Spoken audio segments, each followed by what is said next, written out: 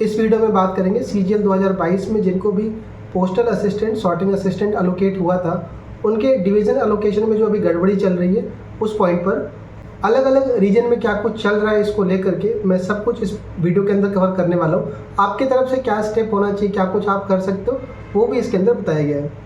आगे बढ़ने से पहले चैनल को सपोर्ट की ज़रूरत है तो आप सब्सक्राइब करके ही वीडियो को देखिएगा। अलग अलग ग्रुप के एडमिन सुन रहे होंगे तो ज़रूर इसको शेयर करिएगा ताकि ये सभी तक बात पहुंच पाए कि ये सिर्फ आपके डिवीज़न या आपके स्टेट का मैटर नहीं है, ये कई जगह पर दिक्कत आई है और क्या कुछ हर रीजन में चल रहा है, इसका सभी तक अपडेट पहुंच पाए। सीजीएल 2022 का 13 मई को रिजल्ट आने के बाद करीब 20,000 के आसपास कैंडिडेट ऐसे थे जिनको postal assistant, sorting assistant allocate करा गया।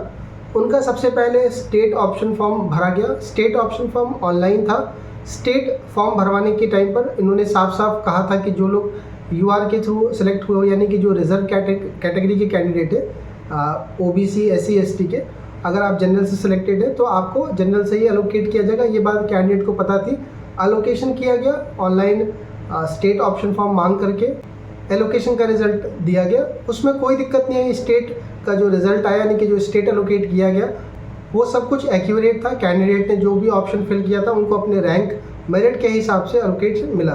प्रॉब्लम आई उसके बाद, स्टेट मिलने के बाद आपके अलग अलग डिवीज़न होते हैं या अलग अलग शहर होते हैं, सिटी होते हैं पोस्टल डिपार्टमेंट के अंदर, उसको भरवाने के लिए फिर से 6 तारीख से आपका स्टार्ट किया गया। ऑनलाइन ये स्टार्ट किया गया डिवीज़न सिलेक्शन का। और डिवीज़न सिलेक्शन का जब वो करा गया, ऑप्शन ओपन किया गया, ये ऑनलाइन था पूरी तरह से।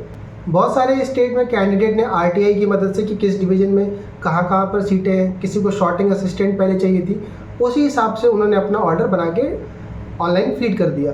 प्रॉब्लम तब आई कि जब एलोकेशन का रिजल्ट आया, यानी कि जब डिवीज़न को एलोकेट किया गया, तो यहाँ पर बहुत बड़ी गड़बड़ी कैंडिडेट ने रिपोर्ट करी। खासकर गड़बड़ी उनके साथ हुआ है जो रिजर्व कैटेगरी है, ओबीसी, एससी, एसटी, ईडब्ल्यूएस।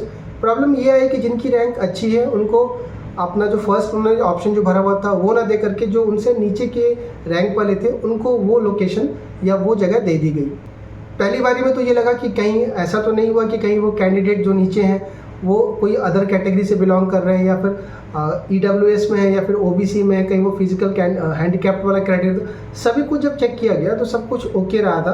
तो ये कैंडिडेट को बहुत सारे कैंडिडेट को समझ ही नहीं आया कि ऐसा क्यों हुआ कि मुझे पोस्टल ही ना मिला, मुझे सॉर्टिंग मिला और फर्स्ट लोकेशन मेरी रैंक बहुत अच्छी थी, फिर ऐसा क्यों हुआ? क्योंकि ये एलोकेशन जो था वो मेरिट बेसिस पे था डिवीज़न का और ये ऑनलाइन भरवाया गया था। तो ये कोलकाता रीजन में भी देखने को मिला। मुंबई डिवीज़न, अभी आपका डिवीज़न मुंबई में भी आपको ये प्रॉब्लम आया तो कुछ कैंडिडेट ने रिपोर्ट करा, ये जो हेडक्वार्टर है, डिवीज़न का जो हेडक्वार्टर है वहाँ पर, कि हमारे साथ ऐसी प्रॉब्लम आई है। मुंबई वाले में भी ऐसा ही हुआ। बहुत सारे कैंडिडेट ने रिपोर्ट करी कि हमें जो एलोकेशन किया गया है डिवीज़न का वो हमारे रैंक के हिसाब से या हमारे नंबर के हिसाब से नहीं किया गया है, कुछ गड़बड़ी हमें लग रहा है। डिवीज़न ने ये माना कि हाँ कुछ फॉल्ट हुआ है। प्रॉब्लम जो हुआ है वो सॉफ्टवेयर का ही है, जो सॉफ्टवेयर जिससे आपका ऑनलाइन एलोकेशन किया जाता है। देखो यार, ये चीज़ें इतनी अपडेटेड नहीं रहती हैं या फिर डिपार्टमेंट इतना खर्चा नहीं करता है इन सब चीज़ों के लिए। दूसरा ये भी है कि गवर्नमेंट के जो प्रोजेक्ट रहते हैं वो बहुत ज़्यादा कोशिश किया जाता है कि बजट का ध्यान रखते हुए उन सबको डिजाइन, उतना बजट एलोकेट नहीं होता है वेबसाइट वगैरह के लिए, इनके मेंटेनेंस वगैरह के लिए। तो वो सॉफ्टवेयर का बग है, वो सॉफ्टवेयर की फॉल्ट है जिसकी वजह से ये आपको दिक्कत देखने को मिली है। तो अभी कोलकाता डिवीज़न में भी जब ये प्रॉब्लम मालूम चला, मुंबई में भी, तो कोलकाता डिवीज़न में भी जो ज्वाइनिंग लेटर इशू करने का रहता है वो अभी रोक दिया गया है। और मुंबई का भी अभी ये है कि उन्होंने मान लिया है। रीअलोकेशन की बात डिपार्टमेंट कह रहा है आपका कि हाँ रीअलोकेशन किया जाएगा। हमारे एंड से कुछ गड़बड़ लग रही है। अभी आज मैं वीडियो शूट कर रहा हूँ, कल परसों जो कैंडिडेट से बात हो पाई है। बाकी अभी आप अपडेटेड रहिए, चैनल पे सब्सक्राइब करके रखिएगा। मैं जैसे जो इन्फॉर्मेशन आ रही है वहाँ से मैं आप तक प्रोवाइड करवा दूंगा। अच्छा, एज अ कैंडिडेट आप क्या स्टेप ले सकते हैं? आप अगर किसी और डिवीज़न से सुन रहे हैं तो आप सबसे पहले बताइएगा क्या आपके डिवीज़न में भी सेम यही घटना घटी है क्या? क्योंकि सॉफ्टवेयर सेंट्रलाइज था आपका और जिस स्टेट में ये प्रॉब्लम हुई है एक बार आप लिखिएगा।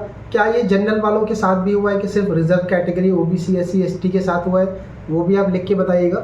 और आप एज ए कैंडिडेट क्या कर सकते हैं? आप मास में या फिर कई लोग ग्रुप बना करके एक एप्लीकेशन या एक ग्रीवांस डाल सकते हैं जो डिपार्टमेंट ऑफ पोस्ट का हेडक्वार्टर है, जो दिल्ली वाला हेडक्वार्टर है, वहाँ डाल दीजिएगा। बाकी अपने जो रीजन, जो आपको स्टेट मिला, स्टेट का जो हेड ऑफिस है डिपार्टमेंट ऑफ पोस्ट का, वहाँ पर एक एप्लीकेशन या एक ग्रीवांस जरूर डाल दीजिएगा ताकि बात पहुँच जाए वहाँ तक।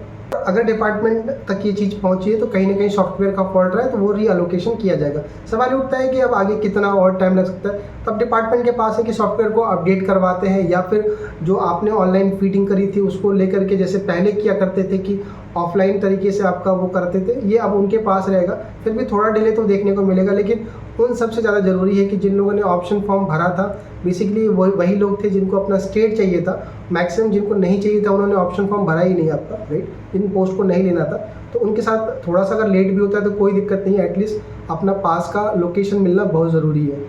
इसके अलावा आपको और भी कोई कन्फ्यूजन इसको लेकर के लग रहा है, डिवीज़न के अलोकेशन को लेकर के, आप मुझे टेलीग्राम पे लिखिएगा, यूट्यूब कमेंट का नीचे लिंक दिया हुआ है वहाँ मैसेज कर दीजिएगा, सब्सक्राइब करके रखिएगा। कोई और बहुत ज़्यादा सीरियस है आपका तो पर्सनल टेलीग्राम पे मुझे आप DM कर दीजिएगा।